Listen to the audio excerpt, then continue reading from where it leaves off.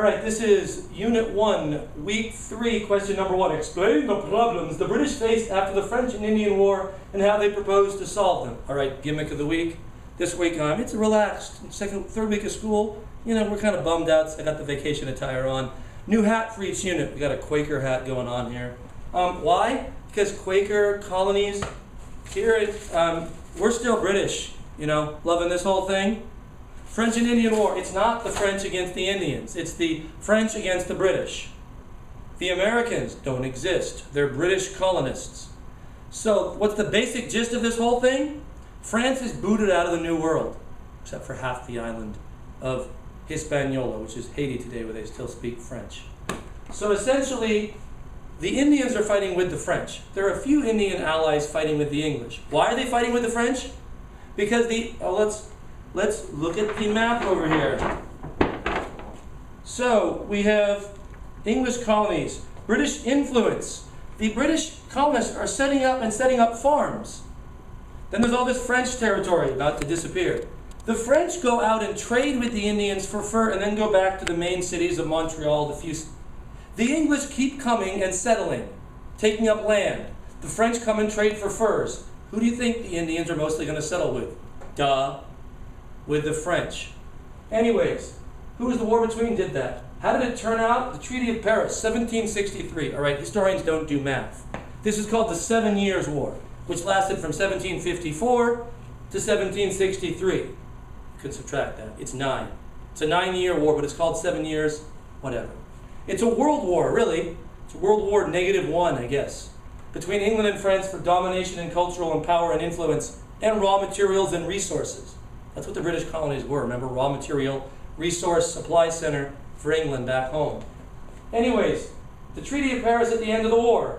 Britain owns most of North America. France, gone. Britain now in charge of managing Quebec, where they speak French, still do today, but at that time it became a British colony. What problems did England have? They are broke, poor. First, war is expensive. Costs a lot of money to shoot people, send armies, navies, make things that shoot people. So they think the colonists should pay for some of our protection. So they decide they'll tax the colonies because they should have to pay for they have lower taxes than the people in England.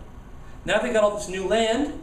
They won, the French are gone. They had to pay for some of their own protection. This is where that whole taxation without representation is going to come from.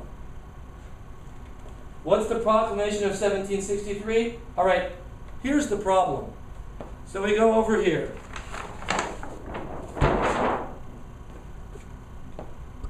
The king draws a line. This is the extent of the 13 original American or British colonies. The king draws a line down the middle of the Appalachian Mountains you cannot go across. Over there is Indian land. The colonists are like, we just fought a war for what? More land. Now we can't go there. What do? They go there anyways. There's not exactly a British military officer at every mountain pass. So there's conflicts with the Indians. What does that mean? More military.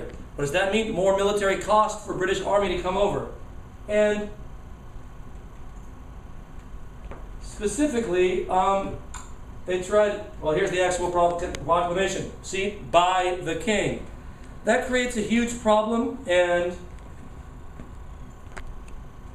how did England intend to pay? Tax the colonists. So we've got a huge problem with tax. We've got colonists not wanting to pay it because they're not getting to use the land they fought for and they think it's theirs. That's the legacy of the French and Indian War. It's what causes all that tax mess, and it's all that tax mess and how it plays out that leads to the American Revolution. That's it.